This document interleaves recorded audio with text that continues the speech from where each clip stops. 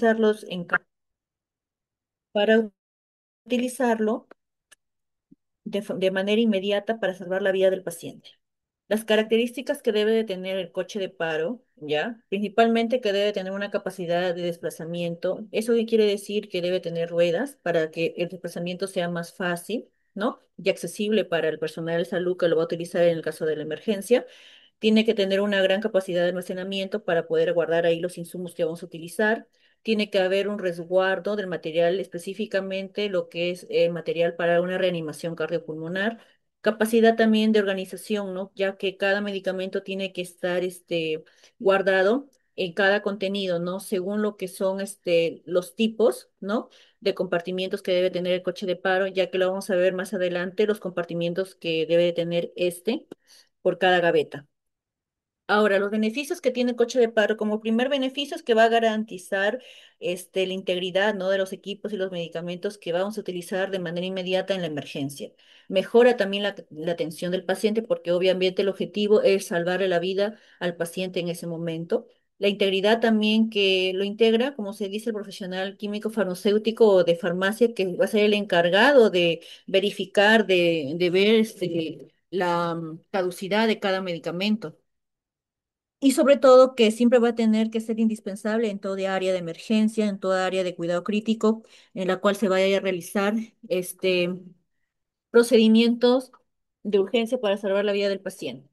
En lo que es el coche de paro, como les dije, la responsable en primera instancia siempre va a ser el químico farmacéutico, en este caso del servicio de farmacia, el jefe del servicio, en este caso del área en la cual uno trabaja, y lo que es el personal de enfermería, porque la enfermera es la que se va a encargar de verificar, ¿no? De verificar que todos sus medicamentos que estén en el coche de paro esté completo y que no falte ninguno con la finalidad de que al momento de que vaya la emergencia, llegue la emergencia, pueda actuar de manera inmediata. Ahora, respecto a lo que es las especificaciones técnicas que debe tener el coche de paro según lo que es MINSA, se dice que el coche de paro, como ustedes pueden observar, tiene que ser de una estructura sólida, robusta, de un acero inoxidable, ya con la capacidad de poder almacenar el desfibrilador, ya, el, el aspirador de secreciones, ¿no? Tiene que tener cajones con llaves, que solamente se va a utilizar, se va a abrir el coche de paro en caso de emergencia, ¿ya? Los frenos tiene que tener, la rueda tiene que tener frenos, ¿verdad? También tiene que haber una barra de desplazamiento, tiene que haber un portazuero, como podemos observar acá, tiene que haber también un portabalón de oxígeno y este balón de oxígeno tiene que estar también acoplado a su humidificador. Como pueden observar, el monitor de desfibrilador, ya los medicamentos, que cada gaveta debe haber medicamentos para utilizar en el caso de emergencia, en la gaveta donde va a ser donde van a estar los materiales de circulación y materiales endovenosos, la vía aérea, los dispositivos y las soluciones fisiológicas que vamos a tener que utilizar en un caso de emergencia. Ahora, los elementos que debe contener el coche de paro, primer compartimiento, el principal, es donde debe encontrarse el monitor de desfibrilador, ¿ya? También tiene que haber abajo, después del donde está el compartimiento principal, tiene que haber otro que es la gaveta de medicamentos. En la gaveta de medicamentos tienen que estar ordenados de acuerdo a la primera y segunda línea, de acuerdo a la prioridad en el uso, ¿ya? Los vasopresores, vasodilatadores, los ansiolíticos y también los medicamentos de uso cardiópatas. Ya en el segundo compartimiento también tenemos lo que es la gaveta de circulación, donde van a estar los materiales endovenosos, las vías, los Avocat, ¿no? Las jeringas para permeabilizar las vías. En la otra gaveta va a estar lo que son las vías aéreas, en la cual va a estar los dispositivos de oxigenoterapia, ¿no? Las máscaras de reservorio, máscara Venturi. También va a haber la guía de intubación. También va a haber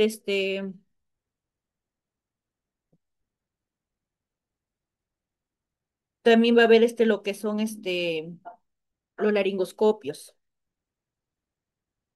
En la otra gaveta, este, está lo que son las infusiones, en este caso el cloruro de sodio, la dextrosa al 5%, eh,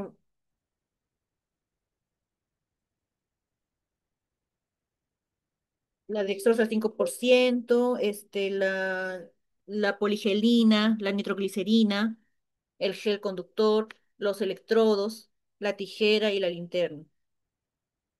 Sobre lo que es el monitor de desfibrilador, el resto de la superficie debe estar libre para poder ahí colocar todo lo que podemos utilizar en el caso de la intubación.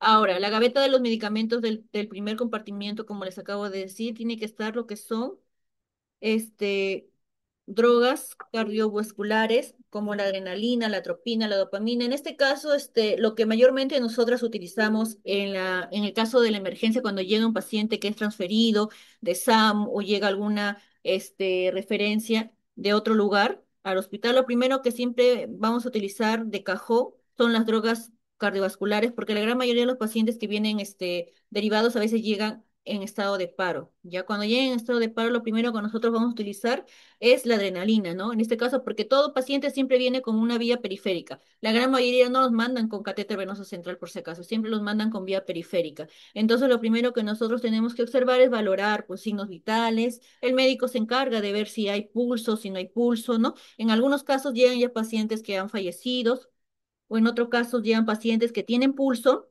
pero un pulso débil, ¿no? En este caso, el médico indica que se le coloque adrenalina, en este caso se le pase en bolo, y viendo cómo va evolucionando. También tenemos los antiarrítmicos como la mioradona, la adenosina, la lidocaína, que son medicamentos de uso específicamente para lo que es el corazón, ¿ya? Que van a ayudar a lo que a la que es la frecuencia cardíaca, a mejorar la frecuencia cardíaca, este, y mejorar también lo que es el gasto cardíaco al paciente. También tenemos los beta bloqueadores, los antihipertensivos, ¿no? Que esos son pastillas, ¿no? Como les dije, los medicamentos, cardio, diré, los antirrítmicos, son los que van a regular el ritmo cardíaco, ¿no? Específicamente los pacientes que vienen con arritmias, ¿no? Pacientes que se tiene que modificar la actividad eléctrica. Mayormente lo que utilizamos también en los pacientes hospitalizados es la amiodarodona y la adenosina. La adenosina lo utilizamos mayormente para casos de retroversión, ¿ya? En lo que son las gavetas de medicamentos, en los medicamentos tenemos también los analgésicos y los sedantes. Tenemos el diazepam, el midazolam, el fentanilo, ¿no? La morfina, relajantes, en lo que son los analgésicos y sedantes, para intubación de un paciente siempre utilizamos el midazolam y el fentanilo. En algunos casos, si el paciente no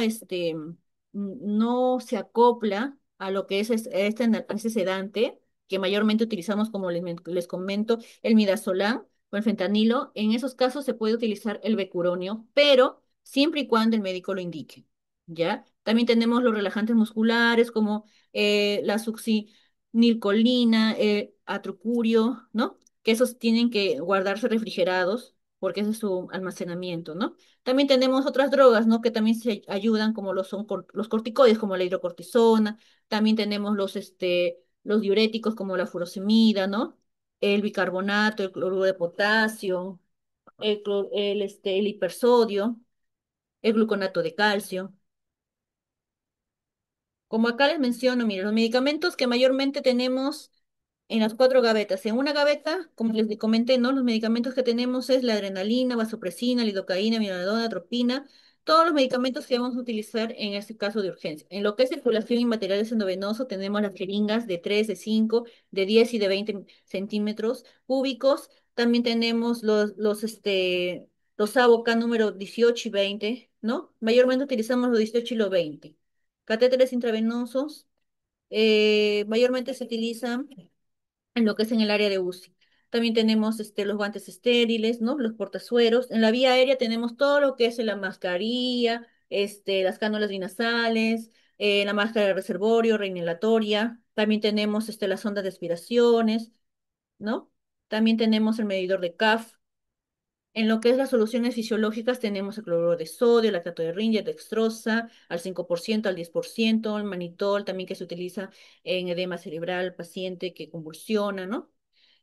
También tenemos el bicarbonato, también tenemos el tubo gel conductor para poder colocar ahí lo que es ¿cómo se llama? Los electrodos para poder realizar el el electroshock. Ahora, en lo que son las normas del buen manejo del coche de paro, como les comento, el carro debe de poseer ruedas para que sea su desplazamiento sea más fácil y rápido. Tiene que tener los cajones visibles para poder nosotros verificar en qué gaveta podemos encontrar cualquier medicamento para utilizarlo de la manera más rápida posible. Estar también en un lugar accesible, en un lugar donde esté espacioso para poder sacarlo y poderlo llevar a donde tengamos la urgencia, ¿verdad? También tenemos que tener, el desfibrilador tiene que estar sí o sí enchufado porque tienen una carga, entonces esa carga nunca se debe de estar descargada, tiene que por eso estar siempre enchufado a la conductividad eléctrica. Su ubicación debe tener un conocimiento obligado de todo el personal que trabaja en unidad. Todo el personal tiene que saber cómo está, dónde está el coche de paro, cómo utilizarlo, ¿no? Para que así, cuando llegue la emergencia, todos trabajen en el mismo ritmo y en el mismo equipo. El material debe estar siempre visible a la vista de todo y ordenado siempre, para que sea más fácil el uso durante la emergencia. Ahora, el carro debe de estar, siempre el carrito de coche de paro siempre tiene que contener solo el material indispensable para una reanimación cardiopulmonar. En este caso, el ambú, tiene que estar también el laringoscopio, tiene que estar también el tubo, la guía de intubación, ¿ya? También tiene que verse también los Savocat, tener a la mano bastante Savocat, porque ustedes saben que durante la emergencia lo primero que mayormente uno tiene que siempre tener al paciente, colocarlo siempre de cajón, es la vía, tener una vía periférica para poder hidratarlo a ese paciente y poder también pasar ahí cualquier medicamento que el médico indique, ¿ya? Este, a ver. Ya, también debe existir el número suficiente, ¿no? De recambios para poder utilizar los instrumentos, ¿no? También precisar, también y dirigir, si en caso se da una reanimación, turnarse, ¿no? Para que así el ciclo sea constante y actuemos, en el caso de la emergencia. Todo el personal médico, tanto el enfermero, el personal técnico y los paramédicos deben de conocer el contenido de cómo realizar un RCP o cómo actuar en un caso de emergencia. ¿Ya? Tiene que saber los materiales y el contenido y la medicación del coche de paro para poder utilizar cualquier tipo de medicamento que sea necesario en ese caso de la emergencia. Las normas del buen manejo del coche de paro, que siempre tiene que ser la responsable, en este caso la enfermera de turno, es la que se va a encargar de designar y ver el orden del material del coche de paro. Tiene que ver la existencia suficiente de recambios de cada instrumental, que cada instrumento que esté ahí tiene que estar estéril, tiene que tener su fecha de caducidad. Por ello, tiene que haber siempre una hoja de control que incluya la revisión de cada medicamento, de cada instrumento, con la firma del responsable. Ahora, se tiene que verificar, como les comento, semanalmente las fechas de vencimiento, como pueden observar acá. Medicamento que ya está vencido, se tiene que realizar una hoja de pedido para que farmacia lo reponga. Siempre tiene que verificarse eso, ¿ya? También, la reposición de los insumos se tiene que hacer también de una manera, como se dice, con tiempo, porque a veces suele haberse suceder emergencias y en ese momento uno no se acuerda cuánto utilizó y después no lo repone y a veces da la mala suerte que en ese mismo día en la noche, de repente, entra a turno otra colega y esa misma noche ingresa otra emergencia y cuando van a ver el coche de paro a de repente colocar un medicamento que necesitan en ese momento de urgencia, no pueden. ¿Por qué? Porque simple y sencillamente no encontraron el medicamento que necesitaban porque lo habían utilizado en el turno anterior. Entonces uno siempre tiene que darse cuenta y verificar que es todo su material y todo lo que es concerniente a lo que es coche de paro esté completo y que no falte absolutamente nada. Ahora, Tiene que verificar también semanalmente el ambú, la mascarilla y el laringoscopio junto con las pilas que éste tenga y también las palas. ¿Por qué? Porque a veces en el momento de la emergencia, muchas veces ha sucedido casos que a la hora que están bolseando, no saben por qué no bolsean bien a pesar de que están puestos de una manera correcta y se dan cuenta que la bolsa del ambú, ¿no? Donde están haciendo las presiones, hay está picada y ahí hay por ahí hay escape del aire, ¿no? El laringoscopio también se tiene que ver que las pilas estén cargadas, recargables. ¿Por qué? Porque se necesita el laringoscopio para poder entubar al paciente. También tenemos que ver que esté operativo. Se tiene que verificar semanalmente eso. También se tiene que ver que el oxígeno tenga oxígeno. Ya, también se tiene que verificar diariamente eso y siempre tener este sellado, que esté sellado con el precinto de seguridad el oxígeno. Ya, chicos, siempre tiene que ver eso. Nunca se olviden de eso porque eso es muy importante a la hora de hacer la reanimación. Ya, el control siempre tiene que ser diariamente, ya, y de manera inmediata. Los insumos faltantes, como les comento, tiene que ser realizado la hoja del pedido y pedir la farmacia para que hagan la reposición correcta del medicamento que está faltando. Ya, igualmente, y sin caso fallara algún equipo biomédico, en este caso, no carga bien o no hay un buen funcionamiento del aspirador secreciones o del desfibrilador, avisar siempre a mantenimiento para que venga a realizar el mantenimiento adecuado de cada equipo biomédico. Ahora, a continuación, vamos a, vamos a ponerles un video, ya, en el cual puedan entender lo que es el coche de paro para que sea más dinámica. Y después de esto, al finalizar la clase, vamos a hacer un pequeño taller, ¿ya?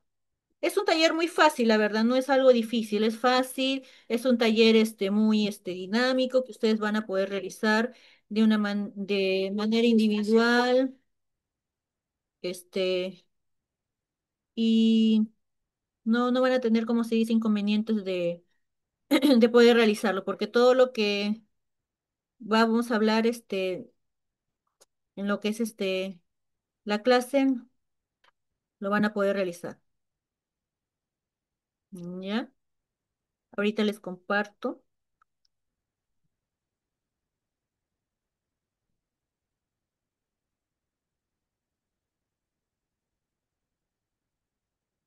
Ahí está. Un carro de resucitación es una unidad móvil dedicada a la resucitación cardiopulmonar. Este carro es abastecido previamente con todo el equipo, material consumible y medicamentos que un equipo de emergencia requiere para efectuar en tiempo correctamente un procedimiento. El carro deberá ubicarse estratégicamente en los diferentes puntos del hospital. El personal indicado para uso deberá conocer estos puntos de ubicación, así como deberán estar entrenados en forma precisa en el uso de esta unidad para poder brindar en tiempo y en forma efectiva el procedimiento de resucitación. Características. Los equipos y consumibles recomendados usualmente para los carros de resucitación cardiopulmonar son los siguientes. Un desfibrilador con monitor, charola para intubación con instrumentos y charola para traqueotomía. Catéteres para medicación de presión venosa central y manómetros. Resucitador manual. Tanque de oxígeno con regulador y flujómetro. Laringoscopio con hojas y tubos endotraqueales de distintos tamaños. Equipo de succión. Bolsa para fluidos intravenosos. Gel o pasta conductora. Papel para impresión de electrocardiograma. El carro rojo se divide en 5 espacios. Compartimiento superior. Se deben encontrar los monitores a saber. Cardioscopio para medir la frecuencia y arritmias cardíacas. Y un desfibrilador cardiovector. Luego tenemos el monitor de presión no invasiva. Por último, un monitor indispensable lo constituye el oxímetro de pulso. En el cajón número 1 tenemos a los medicamentos, que podrán entrar o aplicarse dentro de una emergencia. Principalmente tenemos drogas cardiovasculares, adrenalina, dopamina, dobutamina, atropina, noradrenalina, efedrina, nitroglicerina, isosorbitina, vasopresina.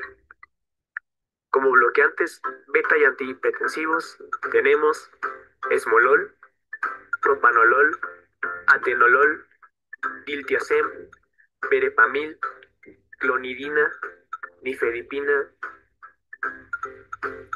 Como analgésicos y sedantes tenemos tiopental sódico, diazepam, midazolam, propofol, naloxona, nalbufina, flumacenil, morfina y fentanil. Con antiarrítmicos tenemos la miodarona, lidocaína, dioxina, relajantes musculares, succinil, colina y bromuro de becurol. En el cajón número 2 tenemos el material de consumo.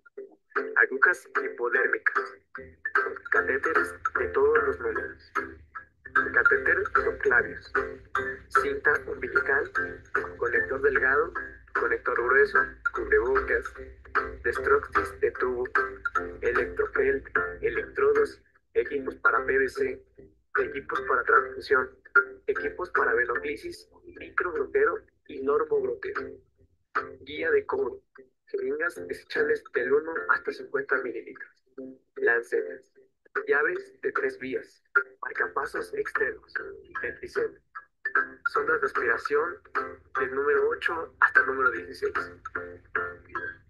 En el tercer cajón debemos tener todo lo necesario para poder entrar a una vía aérea, como son las cánulas de Weather de 4, 5 y 6 French, cánulas endotraqueales del 6 French, 6.5, del 7, 7.5, 8, 8.5, 9, 10 y 10.5. Guantes desechables, botella metálica de cobre, hojas de laringoscopio, curva 3, 4 y 5, hoja de laringoscopio recta 3, 4 y 5, mango de laringoscopio adulto, microfor, regla de madera para PVC, tela adhesiva y lidocaína. El cuarto cajón deberá contener bolsas para reanimación y soluciones endovenosas. La bolsa para reanimación adulto o pediátrica, con reservorio y mascarilla, una extensión para oxígeno, mascarilla para oxígeno adulto, puntas nasales, adulto y pediátricas. Como soluciones tenemos aguas inyectables, manitol, soluciones de cloruro de sodio al 0.9 de 1000 mililitros, de 500 mililitros y de 250. Glucosadas al 5 de 1000, 500 y 250 mililitros. Solución mixta de 1000 mililitros y solución hard. Un punto que cabe destacar será la entrega y recepción del carro rojo. Tiene como objetivo contar con los lineamientos en apego a la normatividad que permitan al personal de enfermería encargado del carro rojo mantener el stock de insumos, materiales, instrumental, equipo médico y accesorios, según lo establecido, con el fin básico de prolongar la vida y evitar daño secundario a los pacientes que requieran reanimación cardiopulmonar. El personal de enfermería deberá verificar cantidades existentes de insumos, las cuales deben corresponder a las establecidas y señaladas en la tarjeta de recepción del carro rojo. Verificar funcionalidad del monitor desfibrilador con cables instalados correctamente y conectado a la toma de corriente eléctrica. Verificar funcionalidad del mango del laringoscopio y hojas, así como la existencia de baterías. Verificar que el tanque de oxígeno se encuentra lleno y de preferencia con un humidificador instalado. Verificar la presencia de la tabla o tablas de reanimación. Reponer los insumos que utiliza, los cuales deberán hacerse a la brevedad posible y de acuerdo a la existencia en la unidad. Dejar en perfecto orden y funcional el carro rojo, sin perder de vista que la prioridad es la atención al paciente.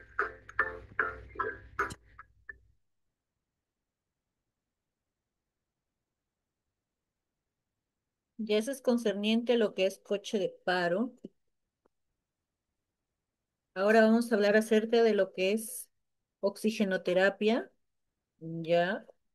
Después de terminar la clase tanto de oxigenoterapia como de coche de paro, vamos a hacer unos pequeños, unos pequeños casos clínicos, ¿ya? Para que ustedes lo puedan resolver y yo también les voy a explicar, ¿ya? Ahora sí vamos a hablar acerca de lo que es oxigenoterapia.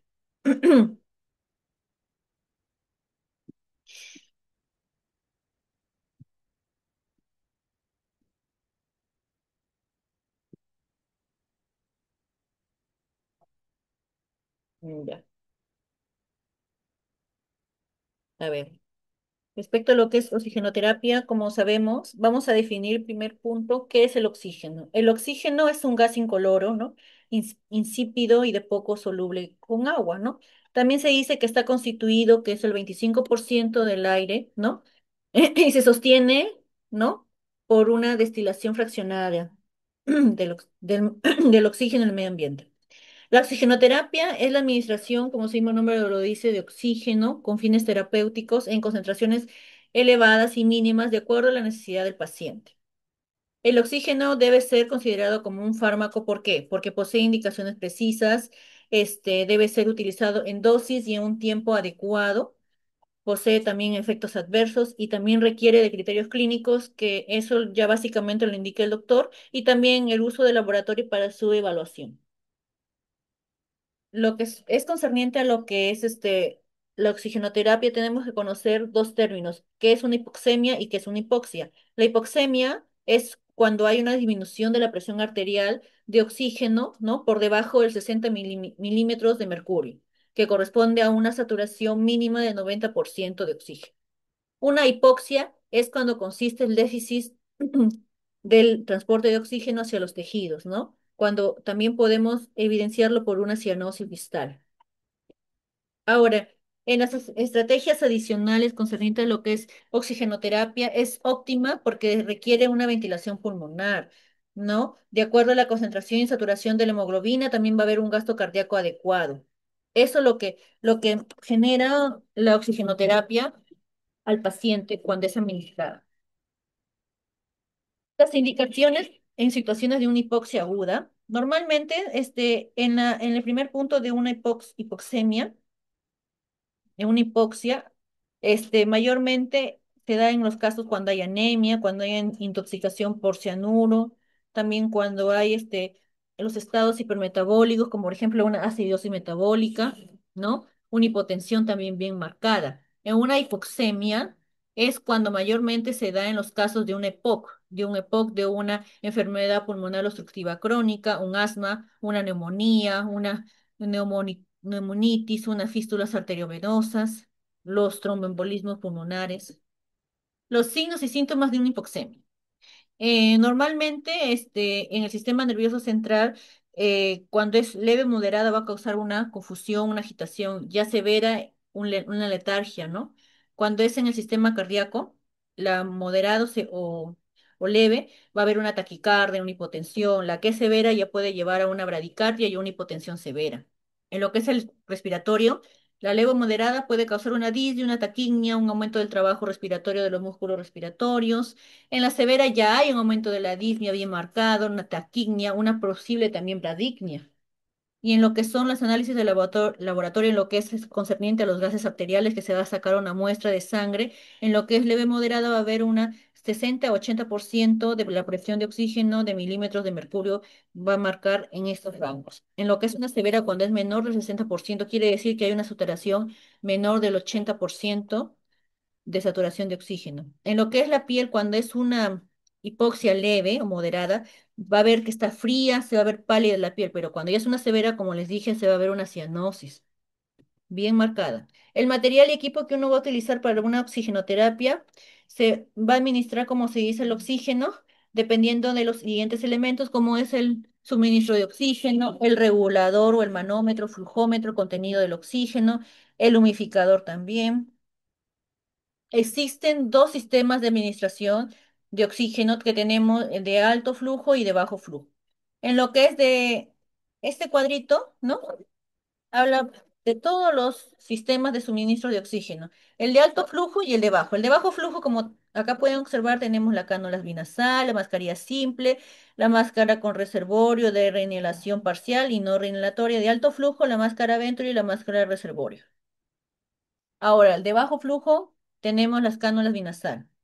Estas van a proporcionar un fío de 21% que equivale a un 90% de saturación de oxígeno. Hay una mezcla entre el aire ambiente, ¿no? Y también tenemos, de las cuales tenemos, como les comento, la cánula binasal, como les estoy comentando, la mascarilla simple y la mascarilla de respiración con bolsa de reservorio, la no reinhalatoria. ¿Ya? Ahora, la cánula binasal tenemos que son transparentes, las puntas son curvadas, ensanchadas y también no son como se dice de campana, ¿no? No van a generar como se dice incomodidad al paciente. Es de una sola pieza, suave y flexible. Las ventajas que tiene, como les comento, que es cómoda, bien tolerada, el paciente puede comer y beber agua, se utiliza obviamente como humidificador para hacer que el oxígeno llegue húmedo, ¿no? Y puede usarse en pacientes con EPOC en algunos casos, dependiendo de cómo vaya su saturación de oxígeno. Las ventajas es que puede producir presión sobre la nariz, ¿no? Y sobre todo por el pabellón auricular, porque es como se coloca. Puede producir también resequedad, ya, irritación en la mucosa,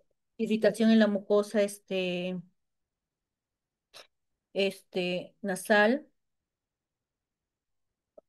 Ya, en las concentraciones de oxígeno que tiene la cánula binasal, tenemos que a 1 litro equivale a 24%, ¿ya? A 2 litros de 28. Por cada litro se va a ir aumentando de 4 en 4, de acuerdo al fío por cada litraje, ¿no? A 1 litro está en 24, a 2 litros 28%, 3 litros 32, a 4 36 y a 5 litros 40%. Solamente la cánula binasal te tolera 5 litros. Mayor de ese litraje ya es desventaja para el paciente, ¿ya? En algunos casos utilizan este tipo de fracción, ¿no? Como ustedes pueden observar acá, este, 3, acá vendría a ser el litraje que es utilizado para el paciente y acá es el número de horas. Y siempre va a ser sumado por 21% porque es el fío del ambiente. ¿Ya? En este caso, si ha sido 3 litros que ha sido administrada por 4 horas más 21, sale una concentración de 33%, ¿no? Y así sucesivamente. No se recomienda administrar mayor de 6 litros, pero como les dije, no va a ayudar en nada al paciente, ¿no? Porque solamente lo que te ayuda a la cánula binasal es hasta 5 litros, más de esa cantidad no. Ya. Ahora tenemos la máscara de oxígeno. La máscara de oxígeno es necesario para mantener por lo mínimo 5 litros por minuto con el fin de evitar la reinhalación de dióxido de carbono, ¿no? A largo plazo irrita también la piel y provoca úlceras por presión en la región nasal en la cual se está colocando el oxígeno.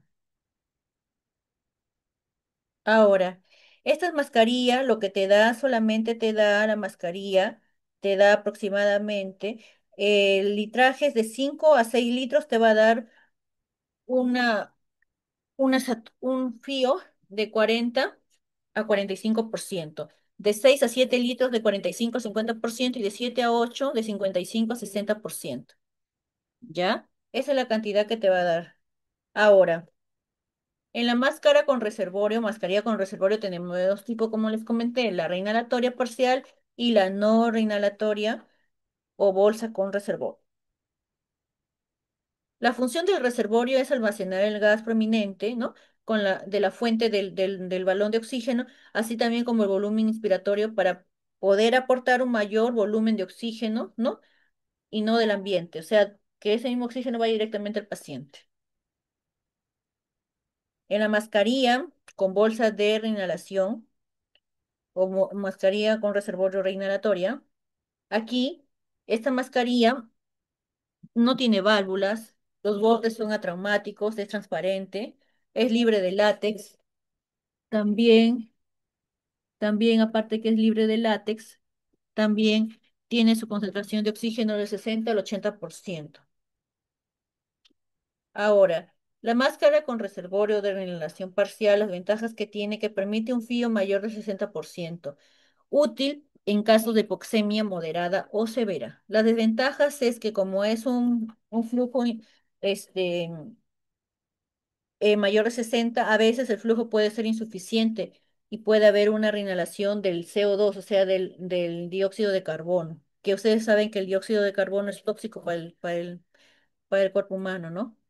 También que es poco tolerable también para algunos pacientes, dificulta también la expectoración porque hace que la tos se ponga seca, ¿no?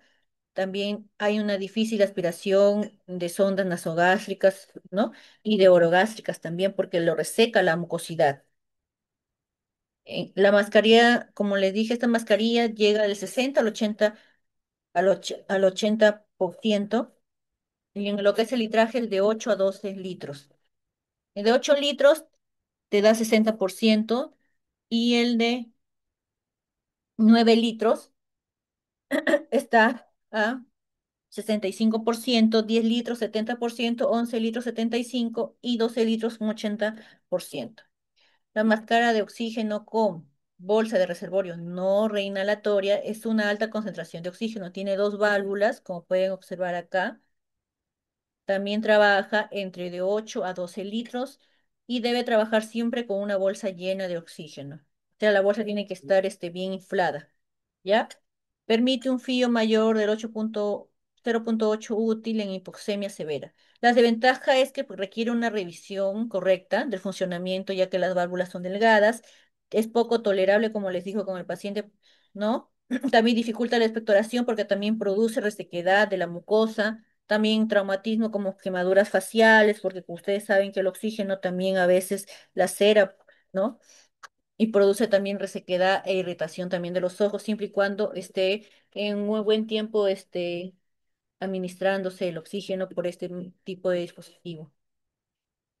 Como les dije, ¿no? Del 8 a 12 litros de 90 a 99% de saturación de oxígeno. En los sistemas de alto flujo tenemos que proporcionan concentraciones del 24 al 100%. De entre los alto flujo tenemos el sistema Venturi. Ya el sistema Venturi tenemos. El sistema Venturi ya es una mascarilla de concentraciones exactas de oxígeno, tiene el principio de Bernoulli. También los flujos totales son mayores del 41. Ya.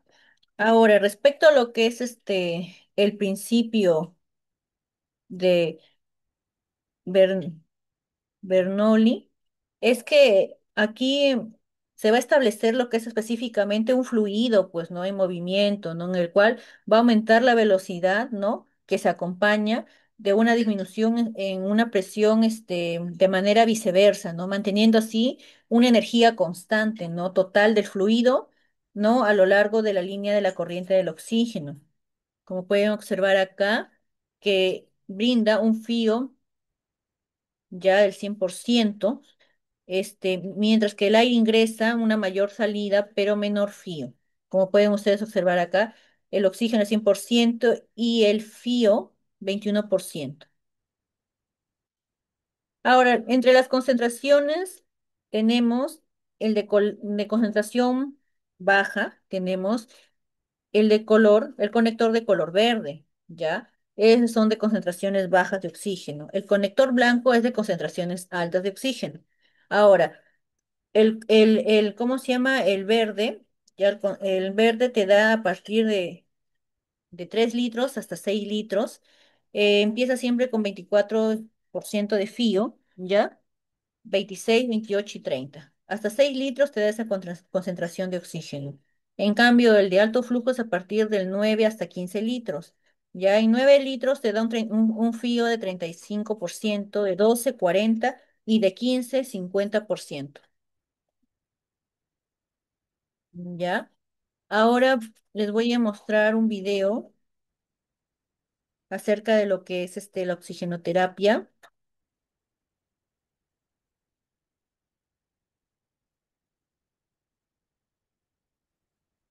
y, y terminando acá,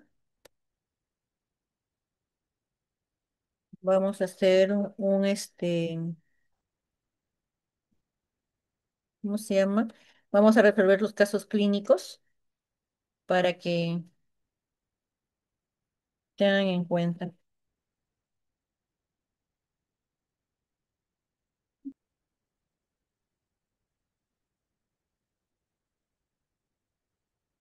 Ya. La oxigenoterapia es el uso de oxígeno con fines terapéuticos. La finalidad es la administración de oxígeno para mantener saturación de oxígeno mayor o igual a 94%.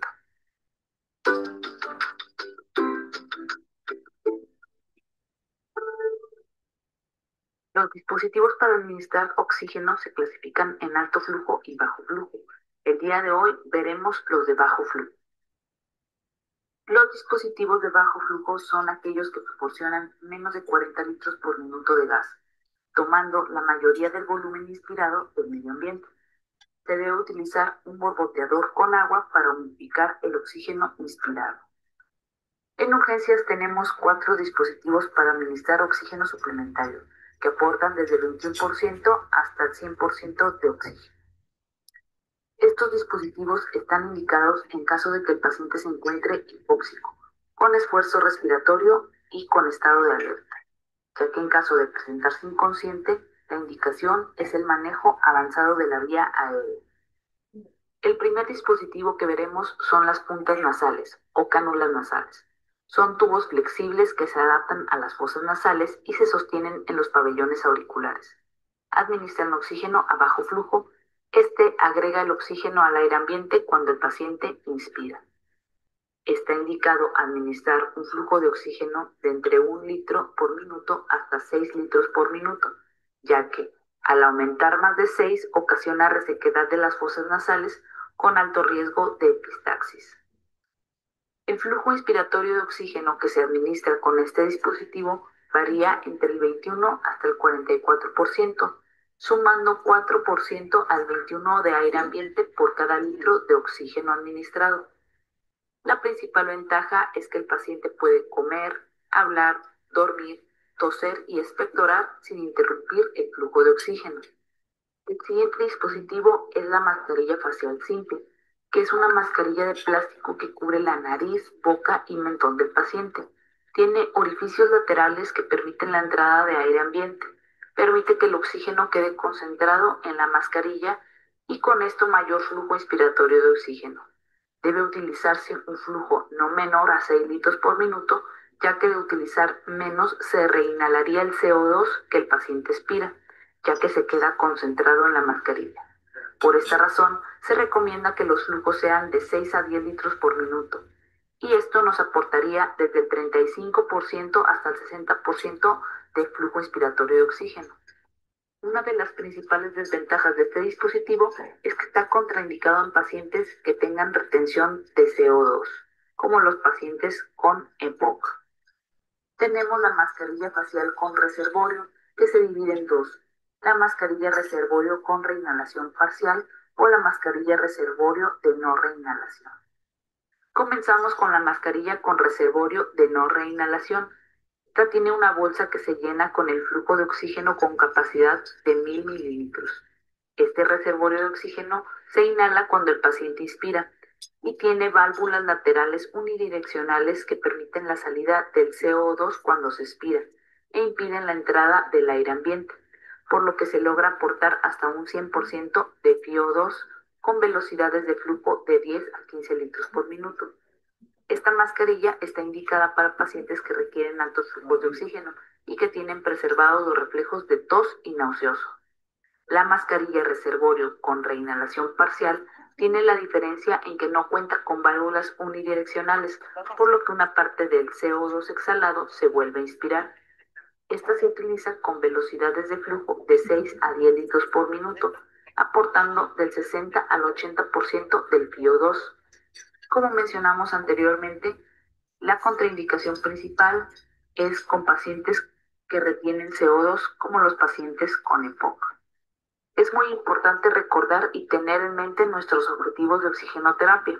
El objetivo principal en urgencias es lograr una saturación de oxihemoglobina arterial mayor o igual a 94%, por lo que se debe ajustar el aporte de oxígeno para lograr estas metas, recordando que el aporte excesivo de oxígeno podría resultar perjudicial y ajustando este aporte de oxígeno dependiendo de las patologías de nuestro paciente. Esto Ya, ahora vamos a empezar con lo que es los casos clínicos. Tengo dos casos clínicos, ya, que los voy a proyectar ahorita para que ustedes más o menos lo relacionen con lo que hemos hablado ahorita. El primero va a ser acerca de oxigenoterapia, ¿ya? A ver, este es un caso clínico. Mira, empieza así. A ver, ya. Este paciente adulto, ya es un paciente adulto mayor, masculino de 65 años, que acude al servicio de emergencia en el Hospital Belén de Trujillo acompañado de un familiar, refiriendo que tiene dificultad para respirar, ¿ya? De inicio progresivo de hace 2 días, dice que hace 2 días tiene esta molestia. Se revisa su historia, ¿no? Y evidencia que tiene antecedentes, ¿no? De hipertensión arterial controlada, es también exfumador desde hace 5 años, no tiene antecedentes de TBC, ¿no? De tuberculosis pulmonar. A la evaluación clínica inicial, el médico hace su examen físico y el paciente se encuentra consciente, orientado, ¿no?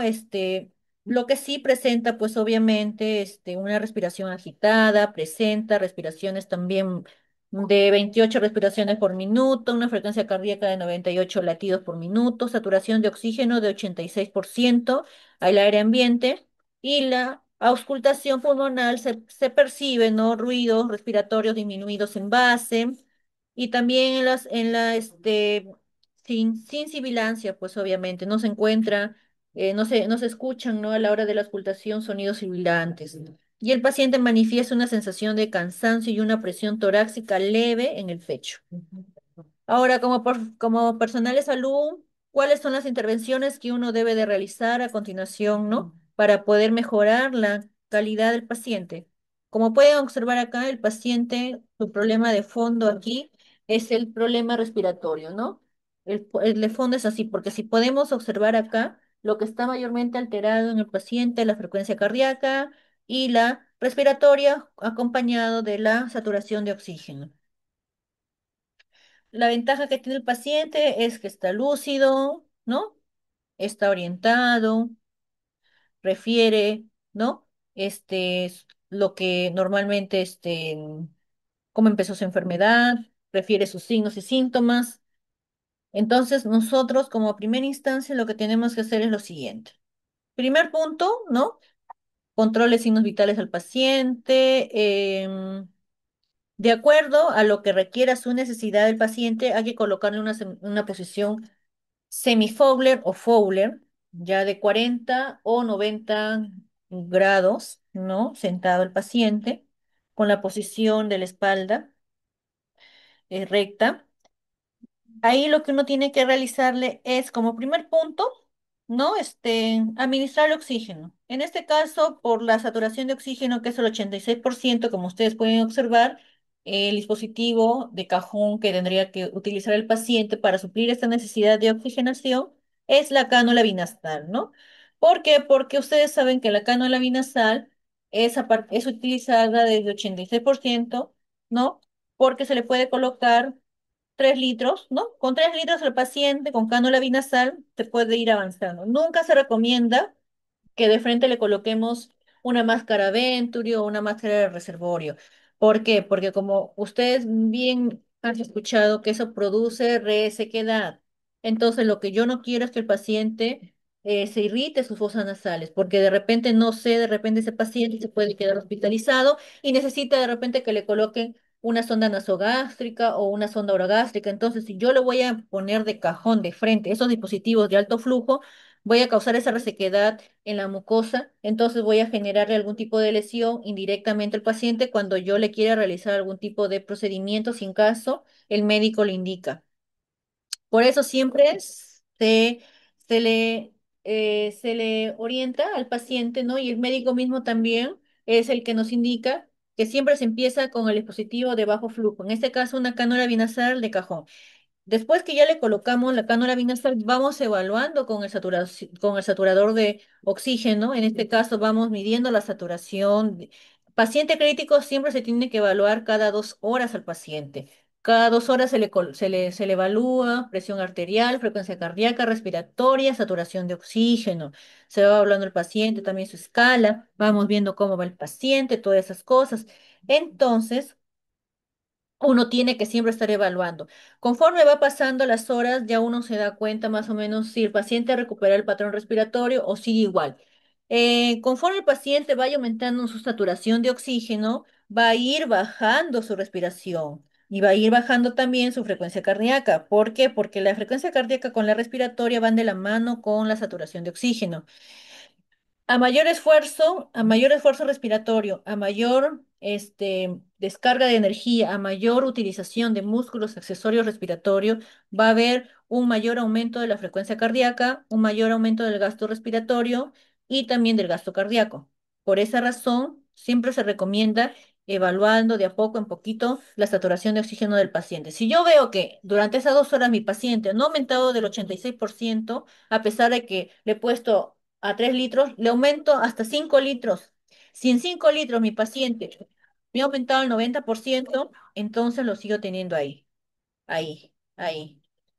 Después de las 2 horas de haberle evaluado, mi paciente no sube más del 90%, se le pregunta al doctor si va a seguir con cánula binasal o se le puede cambiar a máscara Venturi, ¿no? De bajo flujo, ¿ya? Así es como uno tiene que mayormente trabajar estos casos en adultos mayores, sobre todo en lo que son emergencias críticas, ¿ya? Como les comento acá, ¿no? Siempre se tiene que evaluar esto, ¿no? Ya después de que ya uno ha visto ya evolución al paciente, el rol de la enfermera y la conclusión que uno tiene que tener de acuerdo a lo que es el tipo del paciente en el cual uno ha sido ha tenido a cargo para que mejore su evaluación del paciente, su mejoría. Ahora, el segundo caso clínico es este. A ver, es un caso clínico que tiene que ver mucho con una insuficiencia respiratoria bien marcada. Es una paciente femenina de 72 años que acude al Hospital Belén de Trujillo, al área de emergencia, por presentar, ¿no? Dificultad respiratoria con instauración progresiva. ¿Qué quiere decir eso? Que tiene bastante de estrés respiratorio. Está acompañado también de una tos productiva con fiebre intermitente desde hace 4 días, ¿ya? Ojo, desde hace 4 días esta paciente está presentando, como se dice, fiebre. ¿Ya? ¿Qué me indica una paciente que ya me está presentando fiebre hace 4 días que está haciendo un proceso infeccioso? ¿Ya? Después dice que como antecedentes de la historia clínica se evidencia que tiene que es una paciente con diabetes mellitus de tipo 2, tiene también una enfermedad pulmonar obstructiva crónica, o sea, es un EPOC, es diagnosticada desde hace 8 años con esta enfermedad. ¿Ya? También tiene antecedentes de hospitalizaciones previas con exacerbaciones respiratorias. Tiene también antecedentes de ira y de neumonía.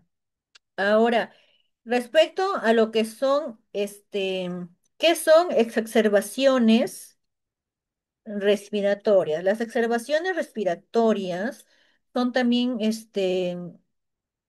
llamadas o son los empeoramientos súbitos, ¿no? Como se les conoce mayormente como síntomas crónicos, como la disnea, la tos, ¿no? Está producida con bastante mucosidad, como el EPOC, el asma. Entonces, quiere decir que esta paciente posiblemente también sea una paciente que pueda de repente también ser candidata para ser una paciente con una fibrosis pulmonar, no se sabe. Pero hasta ahora, con lo que se puede evidenciar de los datos generales de la paciente y con lo que refiere el familiar que lo ha venido trayendo, ¿no? es que posiblemente pueda ser, ¿no?, la señal que tenga también una fibrosis. Pero ahorita lo más importante y lo trascendental son los antecedentes que ella tiene, como es la EPOC, ¿no? Su ira y su neumonía, y también las hospitalizaciones que ha venido teniendo ya hace años atrás acerca de las exacerbaciones respiratorias. ¿Ya? Ah, y otra cosa, no olvidemos también que también hace 4 días ha presentado fiebre, ¿no? Ese es un dato muy, pero muy importante, el haber presentado fiebre, porque eso nos indica también que algo dentro de ella está que produce la infección, ¿ya? Ahora, de acuerdo a la valoración inicial o la valoración clínica que da el médico, se dice que el médico le evalúa y le encuentras a la señora consciente, pues, ¿no? Obviamente, porque es una adulta mayor, va a tener unos periodos de somnolencia porque es propio de la edad. Lo que sí no es normal es la posición trípode, el uso evidente de los músculos respiratorios, porque como les dije, si hay unos músculos respiratorios, este, que están evidenciándose esfuerzos, quiere decir que hay un distrés respiratorio.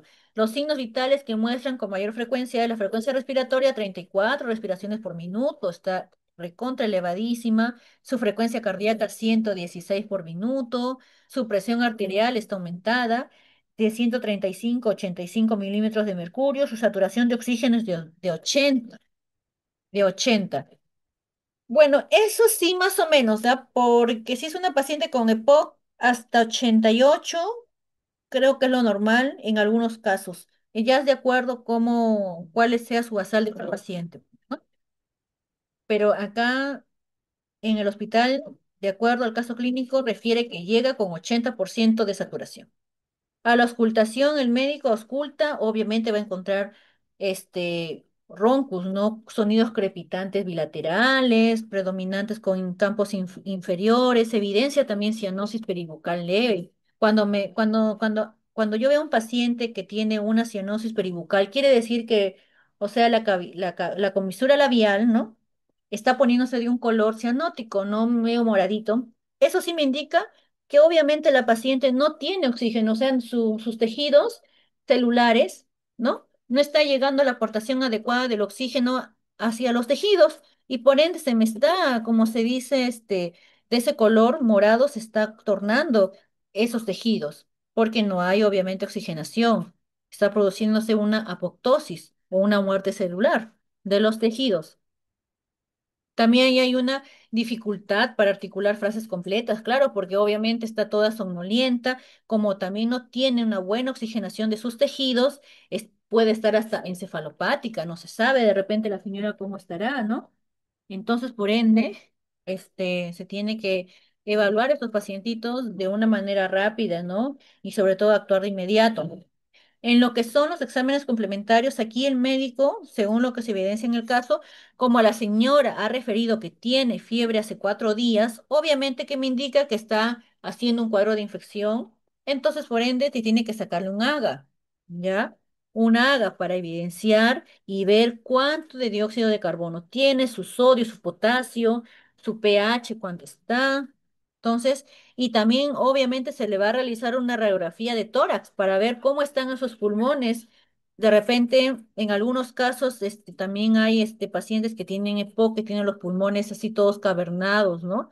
Algunos también tienen con manchas, ¿no? Porque han tenido antecedentes de TB o también el tamaño del pulmón se ha reducido. Entonces, por esa razón, también se le indica al paciente una radiografía de tórax y una haga para ver sus gases arteriales, cómo está el paciente, ¿no? Para poder más o menos nosotros saber cómo están esos pulmones y poder dar un tratamiento adecuado. También se le realiza la muestra de sangre con la finalidad de ver los leucocitos. Los leucocitos son marcadores, ¿no? O indicadores que nos van a indicar, como se dice, que el cuerpo está combatiendo infecciones, no se está tratando de evitar que esa infección se prolongue. Entonces, por esa razón también se realizan sus análisis de laboratorio para saber cómo está la paciente. ¿Ya? Ahora, como acciones de enfermería, uno lo que tiene que realizar es lo siguiente, ¿no? Con primer punto es monitoreo constante cada 2 horas. De cajón sí o sí se le va a colocar a la señora ¿no? Su máscara de, en este caso, como es una paciente que tiene un antecedente de COVID, no se va a colocar una máscara, una cánula binasal. ¿Por qué? Porque si yo le coloco una cánula binasal, este, no me va a oxigenar bien la señora. Entonces lo que yo quiero es que aunque sea me llegue a un 88 o 90% de saturación de oxígeno. Entonces, si yo le voy a colocar la cánula binasal, no me va a aumentar la señora, la abuelita, no lo va a aumentar. ¿Por qué? Porque como es una cánula de bajo flujo, no va a oxigenar mucho. Y más al contrario, al ponerle de repente 5 litros, no va a aumentar más de 84 o hasta 86%. Entonces, lo que yo quiero es que la señora, aunque sea, me llegue hasta 90%. De repente no hasta 94, pero aunque sea hasta 90% considerable, ¿no? Para así evitar a que siga también haciendo esfuerzo también respiratorio, ¿no? Porque lo que yo quiero es que su frecuencia cardíaca baje, que su respiratoria también baje, ¿no? Entonces yo le voy a colocar la máscara Venturi, ¿no? La máscara Venturi de alto flujo con el dispositivo de alto flujo. En este caso, el blanquito, ¿no? Pero le colocaré a 9 litros. De acuerdo a cómo vaya la señora evolucionando, conforme yo vaya, como se dice, evaluándolo a cada 2 horas, si yo veo que aumenta su saturación de oxígeno, ya le cambio al bajo flujo, ¿no? Al dispositivo de color verdecito y le bajo a 6 litros, ¿no? Da 6 litros y viendo cómo va. Si yo veo que mi saturación de oxígeno aumenta y mi frecuencia cardíaca disminuye y mi frecuencia respiratoria va disminuyendo, quiere decir que vamos por buen camino. Pero si yo veo que mi frecuencia cardíaca y mi respiratoria se mantienen o están aumentando y mi frecuencia, y mi saturación de oxígeno sigue igual, tal cual, ya no me queda más remedio que colocarle la máscara de reservorio, ¿no? Aunque no es lo recomendable porque lo que nosotros menos queremos es que la señora haga una retención de dióxido de carbono, porque acuérdense que el dióxido de carbono es tóxico para el organismo. Y lo que podemos evidenciar acá dentro de la gasometría arterial es que posiblemente la señora sí también está haciendo retención o tenga retención de dióxido de carbono. Y también el cuadro de infección, de fiebre que ella tiene es por el mismo, ¿cómo se llama? Virus que pueda tener. En este caso, puede tener de repente, puede estar infectada, ¿no? Y cosas así. También por esa razón también la señora está presentando este cuadro de infección. Ahora también se le recomienda en estos casos si la señora tiene tos productiva, ¿no? Acompañado de flema. En este caso también sería recomendable de que le realice una prueba de BK para ver de repente pueda tener alguna TB pulmonar, ¿no? Porque a veces, muchas veces adultos mayores no se sabe. A veces llegan al servicio de emergencia con dificultad respiratoria, pero con bastante tos productiva y se escucha que tienen flema. Siempre se les recomienda realizar eso porque no sabemos, pues no sabemos, a veces tampoco ellos hacen los exámenes de laboratorio pertinentes como para saber si tienen o no tienen TB. Entonces, mayormente como son personas de alto riesgo, porque ustedes saben que la TBC ataca a las personas ancianos, a las personas inmunodeprimidas, a las personas con bajas defensas. Entonces, por ende, se tiene también que realizar ese tipo de pruebas a los pacientitos, sobre todo en esa edad de 72 años que tienen este tipo de sintomatología, ¿ya? Siempre asegurarse con eso. Y sobre todo también, viendo también los antecedentes, pues también, y obviamente también ver qué medicamento ella puede ser alérgica, porque también hay que ver los tipos de medicamentos que se le debe de administrar a la señora de acuerdo a su necesidad, ¿no? A veces son alérgicos al metamizol, a los AINES, y a veces estos casos se pueden empeorar. Y ahora, como les dije, ¿no? Tiene que ser escalonado. ¿No? El FIO, como les dije, tiene que estar entre de 88 a 92%, con una máscara Venturi de 28%. En este caso, como les dije, de 6 litros podría ser de bajo flujo, quedarse ahí e ir monitorizando. Si se incrementa más, ya se le tiene que aumentar a otro FIO, ¿no? Y a más litraje, pues, ¿no?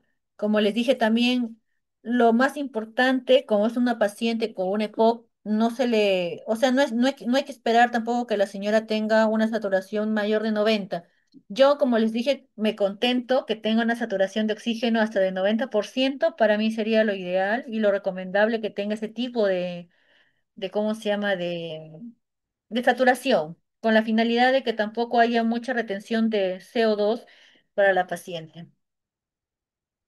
También, en la evolución, ya, como les dije, se tiene que estabilizar, se tiene que ver que baje también sus respiraciones por minuto. El rol de la enfermera también tiene que ser clave también acá porque nosotras somos las que nos encargamos de monitorizar a los pacientes, de estar ahí con ellos, de evidenciar posibles complicaciones y también, sobre todo, también decirles, ¿no? Y avisar a los médicos para que también ellos evalúen a la paciente, porque hay pacientes, por ejemplo, de que nosotros podemos estar colocado el oxígeno a la paciente, tenerlo con el oxígeno y todo, pero a veces es insuficiente, ¿no? Entonces nosotros tenemos que avisar al médico para que ellos también, en cierta manera, vengan y lo evalúen a la paciente.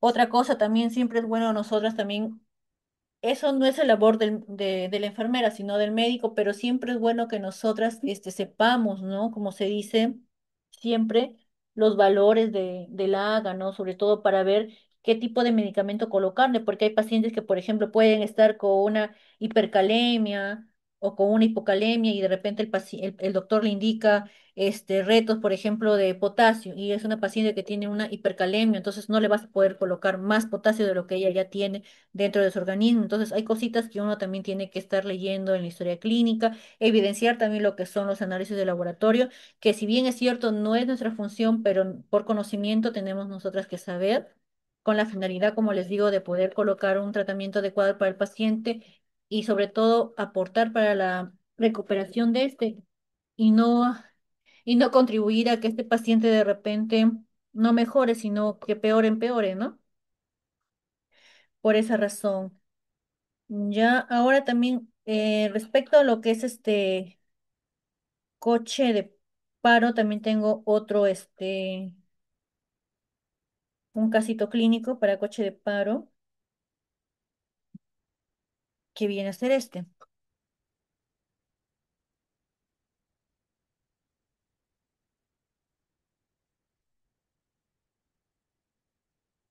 A ver, a ver, a ver.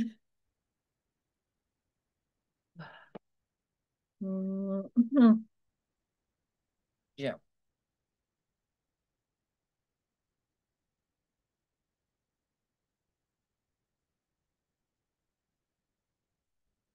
A ver, coche de paro está bien fácil porque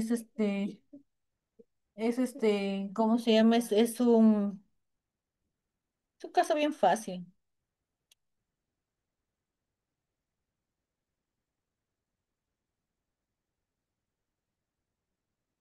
Ya. A ver, el caso clínico es el siguiente. A ver. Es un paciente, ya NN, quiere decir es un paciente no reconocido, o sea, un paciente que nadie sabe sus datos, lo han encontrado tirado en la calle, sin documentos, sin nada. Entonces llega al servicio de emergencia traído por SAMU, siempre lo de la SAMU traen pacientes así en esas condiciones, ¿no? A la evaluación, uno evidencia que tiene, le evalúa, pues no el médico, y evidencia que tiene una escala de Glasgow de 6 puntos el paciente, una piel cianótica marmoreada, con que lo traen conectado a máscara reservoria a 15 litros, con vía periférica permeable, con funciones vitales de PA, una presión arterial de 80 a 50%, una frecuencia cardíaca de 63, que bueno, no está tan elevado que digamos. La saturación de oxígeno está en 76%, con pulso carotidio palpable, pero débil. Médico refiere de la SAMU, el médico de la SAMU refiere haberle administrado 1 litro de cloruro a chorro.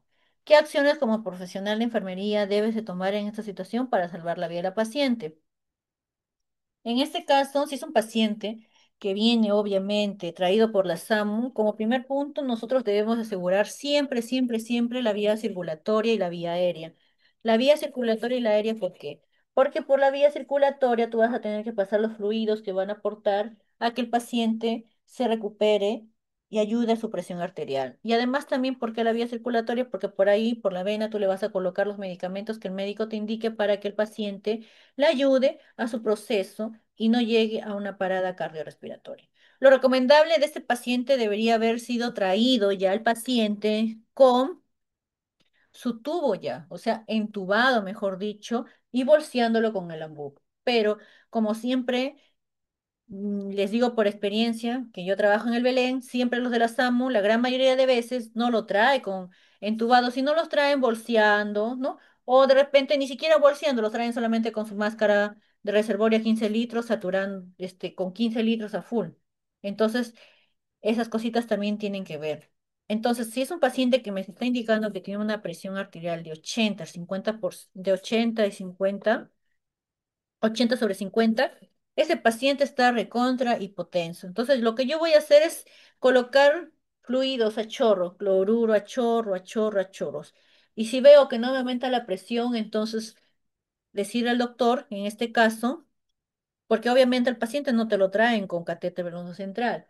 Si te lo traen con vía periférica, tienes que colocarle, según lo que el médico indique, en este caso, el que te puede ayudar a levantar la presión arterial es la adrenalina, o también llamada epinefrina, ¿no? Ampollitas, sus 10 ampollitas en cloruro de 100 se le coloca el pasolito. O también, si en todo caso el médico lo indica, también le puedes colocar una ampollita, pasarlo en bolo. Y dependiendo de eso vas viendo cómo va el paciente, cómo va evolucionando y todas esas cosas.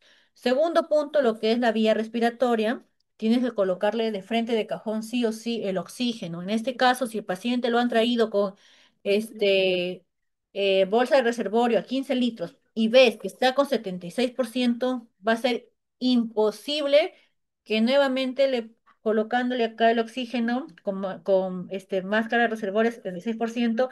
Obviamente el paciente no va a recuperar su saturación de oxígeno. Entonces, sí o sí, aquí el médico tiene que entubar, sí o sí. Entonces, como profesional de enfermería de salud, tienes que alistar todo para intubación. En este caso, vas a tu coche de paro, traes tu coche de paro, sacas de frente guantes estériles, laringoscopio, guía de intubación, alistas tu aspiración de secreciones. Tienes que alistar también tus sondas de aspiración, tienes que ver que todo esté tal cual ordenado y armado para que cuando el doctor venga a entubar al paciente, tú puedas ir aspirándolo, porque hay muchas veces que cuando al paciente se le está entubando, a veces tienden a vomitar o tienden a de repente a tener bastante cialorrea el paciente, ¿no? Porque obviamente es un objeto extraño que está ingresando al dentro del organismo y el paciente lo que va a hacer, obviamente por estímulo, querer sacarlo, no dejarse colocar. Pero antes de eso también tienes que, como te digo, tienes que ver que tengas una vía periférica. En este caso, tienes que colocarle su midazolam y su fentanilo. Sabemos que esos medicamentos se tienen que colocar por catéter venoso central, pero en este caso, cuando no hay eso, por salvar la vida, se tiene que colocar sí o sí al paciente, pero en goteo muy lento para que pueda el paciente, se le pueda sedar al paciente, ¿no? Y no, y que el paciente más que todo apoye, porque un paciente cuando está totalmente chocado, cuando está un paciente totalmente chocado, un paciente que está, como se dice, ido, no te va a apoyar sí o sí y va a querer como sea, no dejarse, pues, no realizar el procedimiento. Entonces tú tienes que utilizar esos ansiolíticos, ¿no? Como te digo, midazolam y fentanilo para que el paciente lo puedas dormir y tú misma puedes, realizarle con el doctor la intubación, ¿no? Una vez que ya están realizando la intubación, tienes que estar ahí aspirando secreciones, vigilar también la saturación de oxígeno, porque a veces ocurre que el doctor está que entuba y después empieza a desaturar, el monitor marca que el paciente está haciendo una frecuencia cardíaca baja, está aumentando sus latidos o a la inversa, la presión arterial aumenta o de repente disminuye, la saturación de oxígeno igual, entonces tienes que estar ahí alerta, alerta, alerta.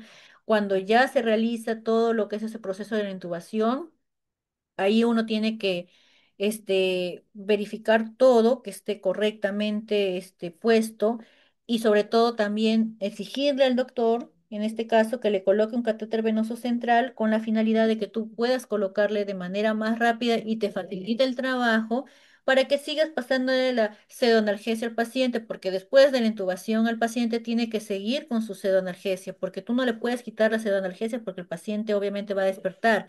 Y al encontrarse el paciente entubado con un montón de tubos por la boca y conectado al ventilador mecánico, el paciente se va a asustar, entonces por ende va a querer quitarse las cosas y en vez de que el paciente mejore, hasta se puede morir. Entonces, por esa razón, siempre se recomienda que el paciente esté sedado. En algunos casos, hay casos en los cuales hay pacientes de que muchas veces se les seda, ya se les seda con midazolam y fentanilo, y algunos sí se acoplan a ese tipo de pseudoanalgesia, pero hay pacientes que no, que a pesar de que están puestos fentanilo y midazolam, tratan de morder el tubo, de quererse sacar, entonces ahí ya el médico puede indicar en estos casos, dependiendo de lo que el médico indique, normalmente ahí lo que yo he visto en emergencia que indican normalmente es el becuronio, ya con la finalidad de que el becuronio también les ayuda mucho, ¿no? Bastante a lo que es la sedación al paciente. Entonces el becuronio también es indicado en estos casos para poderle sedar al paciente y que el paciente no se despierte o no quiera realizar algún estímulo con la finalidad de extraerse el tubo endotraqueal, pues, ¿no? Cuando lo intuban al paciente. Eso básicamente. Y obviamente también las infusiones, ¿no? Verificar cada infusión, que esté con su tipo de hidratación recomendada. Normalmente después de una intubación, el médico indica cloruro o algunos también indican dextrosa con electrolitos. Eso depende mucho también de cómo haya salido su aga del paciente, ¿no? Entonces tiene que ver muchas cosas eso, ¿no? Más que todo para poder seguir en lo que son la limitación a medicamentos del coche de paro del paciente, ¿no? Y una vez que ya pasó la emergencia, obviamente, que ya el paciente está intubado, todo eso se le conecta al ventilador mecánico en modo asistido compartido, que es el primer modo que se le coloca sobre el paciente para que él no haga, como se dice, esfuerzo respiratorio, sino que la máquina le ayude a respirar al paciente, ¿no? Y siempre se inicia con 50%, dependiendo cómo va. Si en 50% empieza a saturar mejor, se le puede ir disminuyendo, ¿no? Y así sucesivamente hasta que el paciente mejore. Ya una vez que el paciente ya mejora, ya se le puede ir destetando de la pseudoanalgesia de manera progresiva, ya siempre de a poquito, porque también si se le desconecta totalmente el paciente, entonces también al paciente le va a chocar, ¿no? Porque como son drogas que se le está colocando al paciente para que pueda estar sedado, ¿no? También hay que tener cuidado mucho esas cosas. El catéter venoso central también hay que fijarlo bien, porque muchas veces el médico puede colocarlo todo bien el catéter, pero de repente a veces el paciente se mueve mucho o a la hora que se le cambia de posiciones, se puede mover el dispositivo. Entonces uno tiene que fijarlo bien, tiene que hacer la curación adecuada, fijarlo con su CHCG, ¿no? Que es el Tegader con clorexidina, ¿no? Que tiene que estar limpio, no debe de haber en el orificio de inserción nada de sangre, porque eso también prolifera lo que es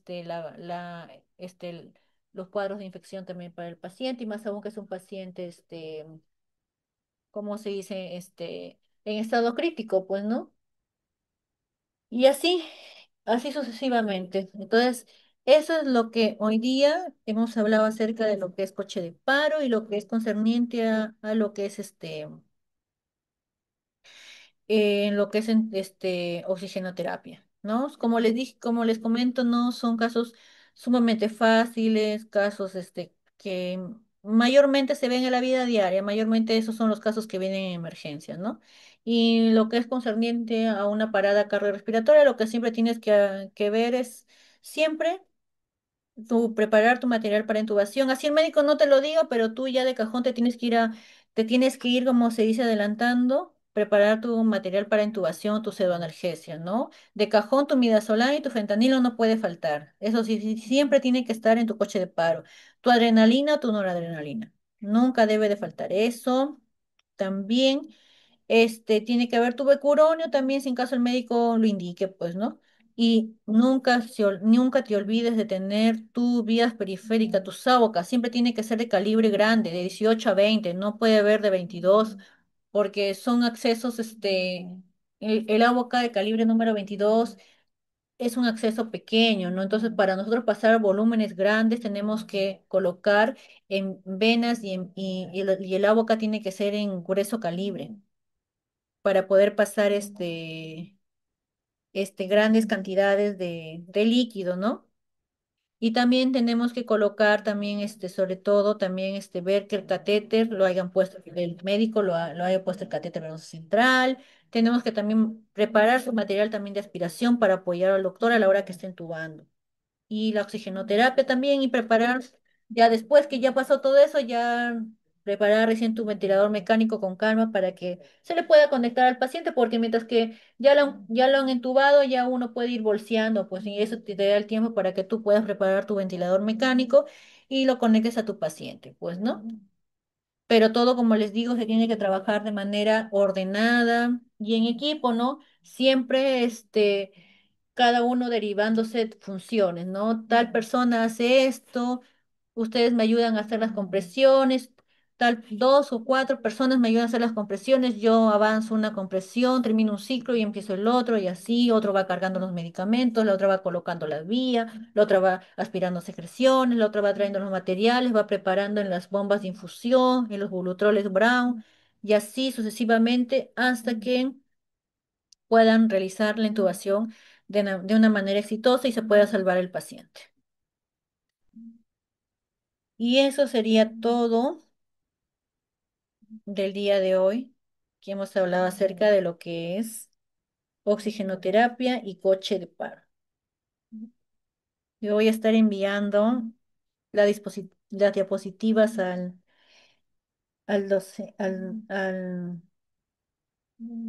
la oficina para que lo puedan, se les pueda enviar, ¿no? Y puedan, también repasar. Y conmigo sería, Dios mediante, hasta la próxima semana.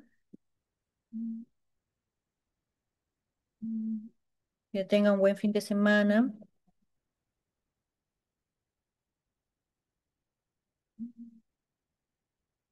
Y hasta luego.